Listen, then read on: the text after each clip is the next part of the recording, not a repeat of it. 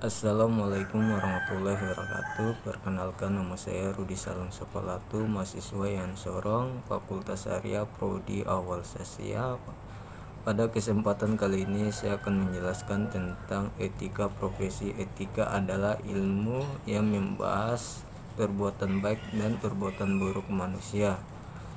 Macam-macam etika terdiri atas dua bagian. Yang pertama etika deskriptif dan kedua etika normatif. Etika sendiri terbagi menjadi dua, yaitu etika umum dan etika khusus. Etika umum membahas prinsip moral dasar, sedangkan etika khusus menerapkan prinsip-prinsip dasar pada masing-masing bidang kehidupan manusia. Etika khusus terdiri atas dua, etika individu dan etika sosial. Etika sosial meliputi berbagai bidang. Yang pertama etika sesama, etika politik, etika masyarakat, etika keluarga, dan etika ideologi. Materi selanjutnya adalah tentang profesi. Profesi adalah pekerjaan yang dilakukan berkaitan dengan keahlian khusus di dalam bidang pekerjaan. Dalam profesi yang luhur, motivasi utamanya bukan untuk memperoleh nafkah dari pekerjaan yang dilakukan. Di samping itu juga terdapat dua prinsip yang terpenting, yaitu mendahulukan kepentingan orang yang dibantu dan mengabdi pada tuntutan luhur profesi. Untuk melaksanakan profesi yang luhur secara baik, dituntut moralitas yang tinggi dari pelakunya. Tiga ciri moralitas yang tinggi adalah: yang pertama, berani berbuat dengan bertekad untuk bertindak sesuai dengan tuntutan profesi. Kedua, sadar akan kewajibannya. Yang ketiga, memiliki idealisme yang tinggi. Materi selanjutnya tentang profesional.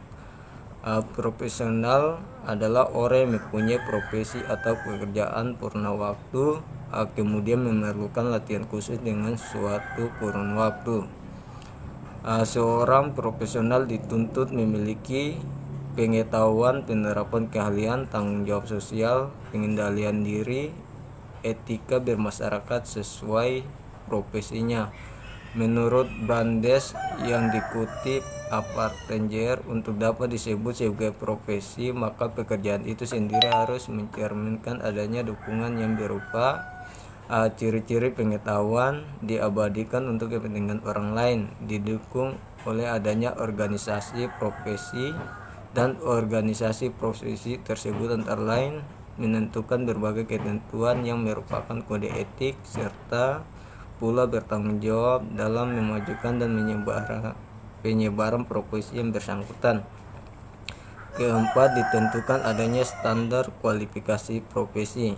Kemudian hubungan etika dengan profesi hukum. Etika dimasukkan ke dalam disiplin pendidikan hukum disebabkan terjadinya gejala penurunan etika di kalangan penegak hukum. Hal ini tentunya akan merugikan bagi pembangunan masyarakat Indonesia. Di sisi lain, tujuan pendidikan tinggi dimaksudkan untuk menyiapkan peserta didik menjadi sarjana hukum, menguasai hukum Indonesia, menguasai dasar-dasar ilmiah dan kemahiran kerja untuk mengembangkan ilmu hukum dan hukum. Tujuan etika profesi. Yang pertama, standar-standar etika menjelaskan dan menetapkan tanggung jawab terhadap klien, institusi, dan masyarakat pada umumnya.